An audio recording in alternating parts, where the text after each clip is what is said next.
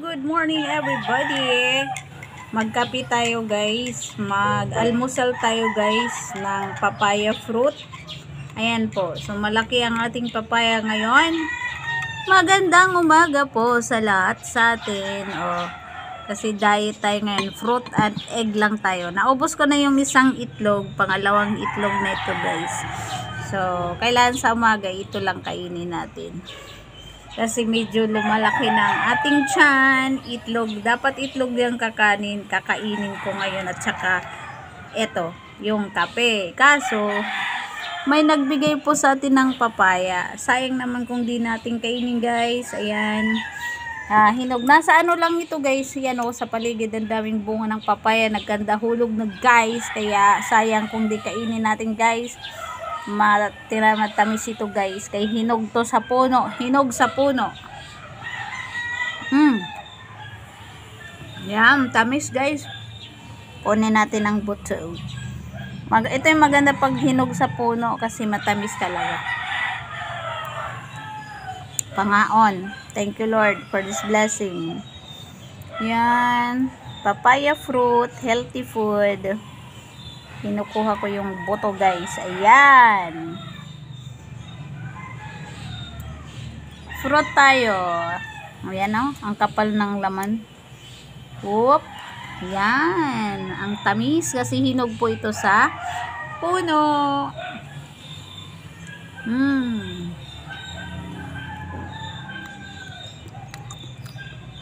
Mabuti guys, hindi siya nalaglag.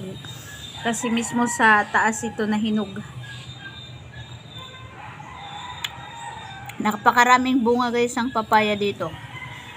Kinakain na lang siya ng mga ibon na yung pula yung mata.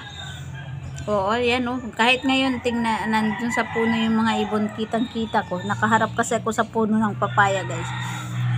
Kinakain na yung mga hinog na bunga ng papaya. Ayan. Pangaon kita, kapaya.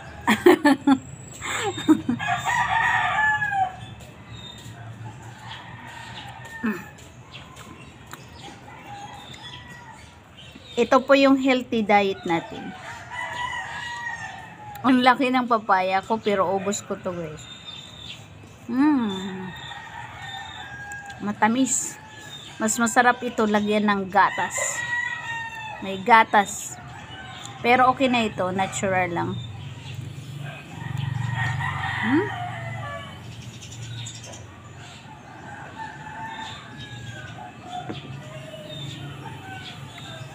Napapalibutan tayo ng papaya kaya kain tayo guys.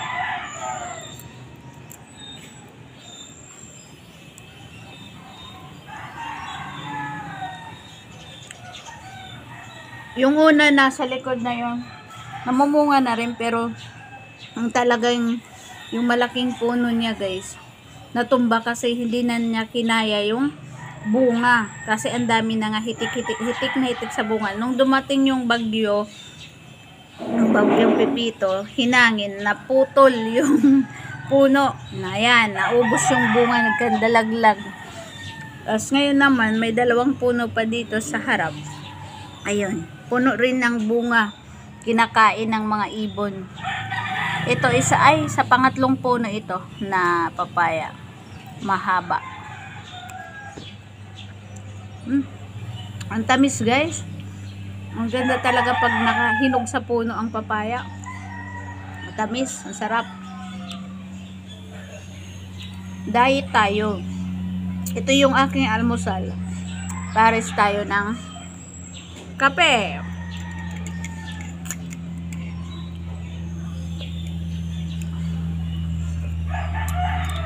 Tapos may itlog tayo. Itlog. Boiled egg.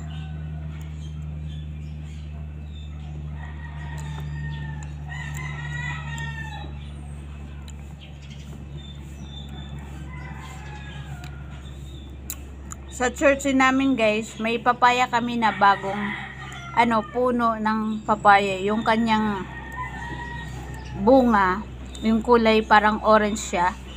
Maliit pa lang guys yung puno ng papaya namin sa church, pero namumunga na.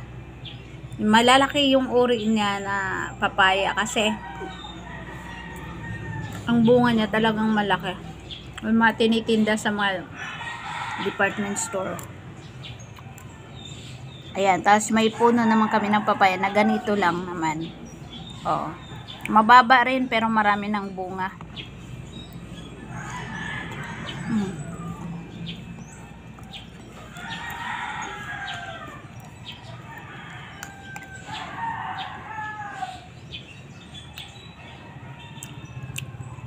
Unang kinain ko yung kanina yung itlog, tapos na yung isa. May isa pa ko dito.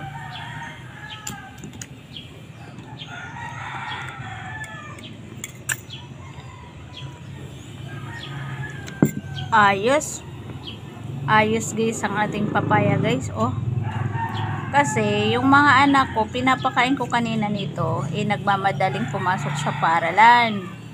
Ayan. Kaya nakalimutan kainin ng papaya. Ako na lang yung kakain. Ayan guys. Oh.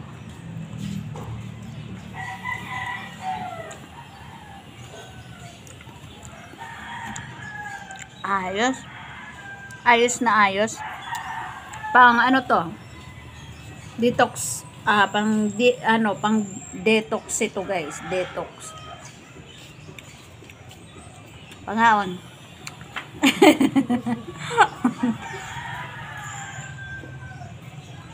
Pang detox ito guys. Gusto niyo mag-lose ang inyong weight? Ito.